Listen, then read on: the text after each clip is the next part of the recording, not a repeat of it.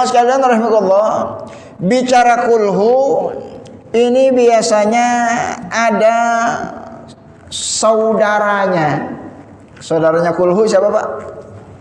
Ya, Al-Falaq sama An-Nas. Ya, makanya Imam Nawawi ya menampilkan hadis setelahnya ini, hadis yang berkaitan dengan Al-Falaq dan An-Nas.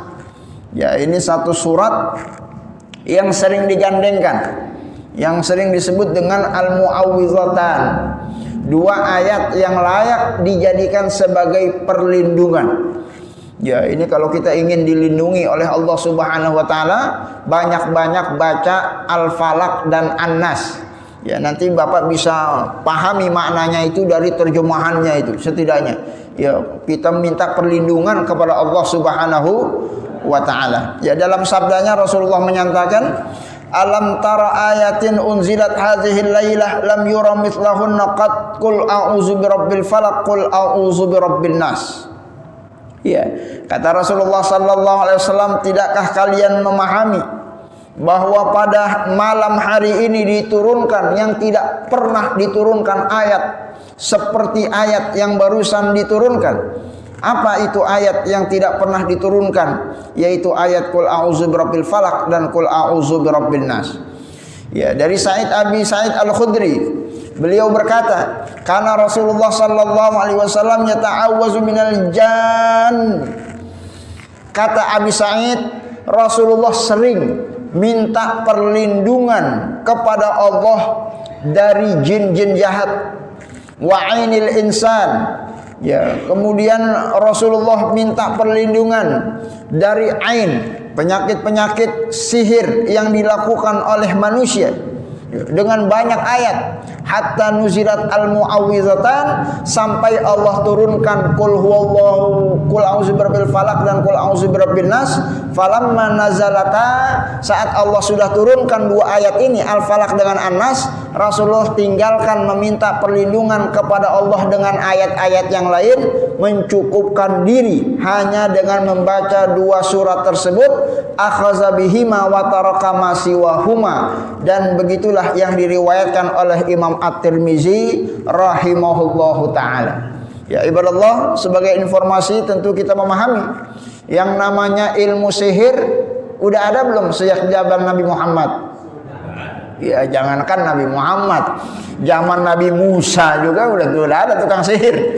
Ya, Nabi Musa yang tukang sihir lempar tali jadi ular, ya itu kan tukang sihir. Ya, jauh sebelum Nabi Muhammad ada, tukang sihir udah ada zaman-zaman Nabi terdahulu. Apalagi di zaman Nabi Muhammad. Ya, makanya salah satu ya hal yang mungkin menjadi pertikaian di masa lalu antara orang-orang kafir dengan orang-orang beriman, itu bisa juga dilakukan oleh para dukun-dukun santet. Ya, makanya Rasulullah SAW itu sering disantet, sering disihir, sering diteluh sama dukun-dukun orang-orang kafir yang nggak beriman. Ya, dengan apa Rasulullah minta perlindungan? Rasulullah minta perlindungan kepada Allah dengan ayat-ayat Al-Quran yang diturunkan. Tapi setelah diturunkan Al-Falaq dengan An-Nas, ayat-ayat itu tidak lagi dibaca. Rasulullah mencukupkan diri dengan membaca Qul a'udzu birabbil falaq dan Qul a'udzu birabbin nas, karena dua surat ini memang diturunkan secara khusus untuk memberikan perlindungan kepada siapa yang membacanya, termasuk kita semuanya insya Allah Ta'ala. Ya, makanya kata para ulama, fadlu suratil falaq wa suratin nas, salah satu keutamaan surat Al-Falaq dan surat An-Nas, ikhtitata biikhtisarin Nabi alaihi ma fit ta'awuz. Rasulullah mencukupkan diri dengan meminta perlindungan dengan dua surat tersebut, listimaliha alal jawaimil musta'azu bihi, karena ayat itu sudah lebih dari cukup untuk dijadikan perlindungan oleh Rasulullah sallallahu alaihi wasallam. Al-i'tisamu bid-du'a min adzal jan, sungguh makhluk-makhluk halus yang namanya setan-setan, jin-jin jahat al-hasid wal hasud, orang-orang yang dengki, orang-orang yang enggak suka, orang-orang yang memusuhi kita dengan cara-cara yang tidak dibenarkan, maka setidaknya insyaallah kalau kita minta perlindungan kepada Allah, Allah akan menyelamatkan kita semua dari hal-hal yang membahayakan. Amin ya rabbal alamin. Ya makanya di dalam dunia pengobatan alternatif yang menggunakan ruqyah syar'iyah, ya ini salah satu yang membentengi diri kita ya dari sesuatu yang mungkin dikirim oleh orang-orang jahat, ilmu santet, ilmu telu. Ya, ini salah satunya adalah dengan membaca qul a'udzu birabbil falaq, qul a'udzu birabbin nas. Ya bahkan kalau tidak salah sudah pernah kita sampaikan, Pak, kalau Bapak masih ingat, bahkan sunnah sebelum tidur kita baca surat ini. Masih ingat Pak ya? Ya, bahkan bukan cuma dibaca. Setelah dibaca ditiup-tiupkan. Masih ingat hadisnya Pak? Ya, bahkan bukan cuma ditiup-tiupkan, ya diapain itu namanya Pak? Diusap. Kemana diusap? Ya, ke seluruh tubuh yang mudah dijangkau. Ya, untuk apa? Ya, untuk agar Allah memberikan kita perlindungan. Begitu hadis yang diriwayatkan oleh Ibunda Aisyah dari apa yang dilakukan oleh Rasulullah sallallahu alaihi wasallam. Ya, sebab kalau kita lagi tidur, ya kita itu nggak sadar. Ya, jangankan disantet orang, digigit semut aja kita nggak bisa melawan. Ya kenapa? Karena kita nggak sadar diri. Ya, sementara ilmu-ilmu hitam itu bermain pada malam hari, pada saat targetnya itu sedang istirahat. Ya, maka kalaulah kita istirahat, ya kita istirahat, tapi Allah tidak pernah istirahat. Allah akan utus malaikat yang akan menjaga kita selama kita tidur berkat dari ayat yang kita baca, qul a'udzu birabbil falaq dan qul a'udzu birabbin nas, ditiup-tiupkan lalu dilulurkan sekujur tubuh kita. Mudah-mudahan Allah melindungi kita semuanya. Amin ya rabbal alamin. Ya makanya dalam agama kita tidak perlu kita pakai jimat, nggak perlu kita pakai isim-isim, pakai wafak-wafak, pakai sesuatu yang mungkin itu mengakibatkan akidah kita rusak. Ya kita punya sesuatu yang lebih sakti dari itu semua. Apa itu? Ayat-ayat Al-Quran, surat-surat Al-Quran itu jauh lebih sakti daripada mantra-mantra dukun dengan izin Allah subhanahu wa ta'ala. Sebetapapun hebat dahsyatnya ahli sihir, tidak akan mampu menembus pertahanan orang-orang yang punya tameng dari membaca Al-Quran. Salah satunya adalah qul a'udzu birabbil falaq dan qul a'udzu birabbin nas. Ya, maka mudah-mudahan ini juga bagian dari amaliyah yang bisa kita amalkan dalam kehidupan agar hidup kita senantiasa mendapatkan naungan dari Allah Subhanahu wa taala. Amin ya rabbal alamin. Baik ya Mas kalian, sepertinya sudah menunjukkan pukul 7. 6 menit lagi. Ada yang mau disampaikan? Baik. Maaf ya. Biasanya kalau tidur kan ada yang orang yang mau bersuci berwudu. Ada yang ya barangkali lupa berwudu. Kalau membaca surah yang tadi dari Al-Fatihah sama ketiga surat yang terakhir itu, dalam hal itu apakah sama orang yang berwudu sama yang tidak berwudu? Karena mungkin ya saya ini masih banyak orang yang mau tidur karena lupa berwudu karena mungkin udah capek lelah tiduran jadi tidur benar. Penjelasan Ustaz. Baik, terima kasih Pak Ji. Jadi berwudu itu ibadah, membaca Quran itu ibadah yang berbeda. Ya, jadi ada ibadah yang berbeda. Kalau seseorang berwudu saja tidak baca Quran, dia dapat pahala wudu, tidak dapat pahala baca Quran. Kalau orang baca Quran saja dia dapat pahala baca Quran, sementara dia tidak wudu maka dia tidak dapat pahala wudu. Ya, jadi wudu dan baca Quran ini dua amaliyah ibadah yang berbeda. Kalau kita lakukan salah satunya, kita dapat pahala salah satunya. Kalau kita dapat dua-duanya, ya laksanakan dua-duanya. Ya, sebagai informasi, orang yang wudu tidak harus baca Quran. Sebagaimana orang yang membaca Quran tidak harus punya wudu. Ya, karena boleh orang tidak punya wudu membaca Al-Quran, itu boleh.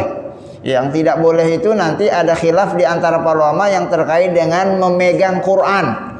Ya, megang mushaf. Ya, itu yang ada khilaf. Sebagian ulama enggak boleh karena Allah berfirman la yamassuhu illal mutahharun. Kalau pegang-pegang Quran harus pakai wudu. Ya, karena makna mutahharun di sini adalah suci, termasuk suci dari hadas kecil, yaitu salah satunya dengan cara berwudu. Tapi kalau untuk baca Qurannya, dalam artian baca Quran nggak pegang mushaf, baca Quran dengan hafalan kita, maka tidak harus dengan berwudu. Jadi kapanpun dimanapun kita pengen baca Quran, silakan kita baca. Ya, selama bukan di WC, tempat pembuangan najis yang tentunya dilarang kita membaca Quran. Ya, jadi boleh, nggak mesti kita wudu. Hanya saja yang tidak diperbolehkan itu pada saat orang itu punya hadas besar.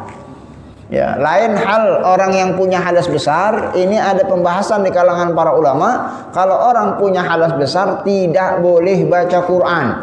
Walaupun hafalan. Ya, walaupun hafalan. Ya, jadi bapak yang lagi junub, belum mandi janabah, nggak boleh baca Quran. Ya, mandi janabah dulu, hilangkan hadas besarnya, baru silakan baca Quran. Ya, termasuk ibu-ibu yang sedang haid itu tidak boleh baca Quran. Ya, karena orang yang baca Quran itu harus suci dari hadas besar. Ya, kecuali bacaan Qur'annya itu diniatkan sebagai zikir dan doa. Ya, jadi zikir dan doa itu diperbolehkan, tapi niatnya dalam rangka zikir dan doa. Ya, mungkin kita zikirnya pengen tidur, ya padahal ibu lagi haid pengen tidur, baca kulhu, al-falaq, anas, niatnya doa, bukan niat baca Quran, itu diperbolehkan. Ya, karena berdoa itu tidak ada larangan orang berdoa walaupun dalam keadaan punya hadas besar. Ya, termasuk saat kita berdoa kita ambil dari cuplikan ayat Quran. Ya, Rabbana zalamna anfusana wa illam taghfir lana wa tarhamna lanakunanna minal khasirin. Itu doa atau Quran? Ya, itu Quran. Kalau niatnya baca Quran, kita lagi haid, kita lagi junub, nggak boleh. Tapi kalau kita niatnya berdoa, ngambil redaksi di dalam Al-Quran, itu diperbolehkan menurut penjelasan para ulama. Ya, termasuk perkara yang diperbolehkan terkait dengan bacaan Quran kalau kita sedang haid atau sedang junub, punya hadas besar. Ini bagi para mahasiswi, para santri yang mungkin menghadapi ujian Al-Quran. Ya, di pesantren misalnya santriwati, ya dia wajib ya diujikan hafalan Qur'annya. Sementara jadwal ujiannya bersamaan dengan waktu haidnya. Maka saat itu terjadi, menurut para ulama boleh ya orang tersebut, santriwati tersebut baca Quran, tapi bukan dalam rangka baca Quran, tapi dalam rangka untuk menjawab pertanyaan-pertanyaan ujian. Itu diperbolehkan. Jadi dibedakan antara hadas kecil dengan hadas besar. Kalau hadas besar tidak boleh baca Quran, tapi kalau hadas kecil boleh kita membaca Quran walaupun kita tidak punya wudu, insyaallah taala. Adapun memegang mushaf Quran, ya secara mutlak yang punya hadas besar nggak boleh pegang-pegang Quran. Tapi kalau hadas kecil, ini ada khilaf di antara para ulama. Sebagian masih boleh pegang, sebagian tidak diperkenankan karena Allah berfirman la yamassuhu illal mutahharun. Tidaklah boleh orang menyentuh kitab suci Al-Quran kecuali mereka yang memiliki kesucian diri. Yang suci maksudnya adalah suci dari hadas kecil, apalagi hadas besar. Wallahu a'lam bishawab. Mudah-mudahan bisa bermanfaat buat kita semua insyaallah taala. Kurang lebihnya mohon maaf kalau ada hal yang kurang berkenan dalam penyampaian, ada intonasi suara yang kurang nyaman, yang benar tentunya datang dari Allah Subhanahu wa taala. Hadanallahu wa iyyakum ajma'in billahi taufiqul hidayah wallahu muwaffiq ila aqwamit thoriq. Wassalamualaikum warahmatullahi wabarakatuh.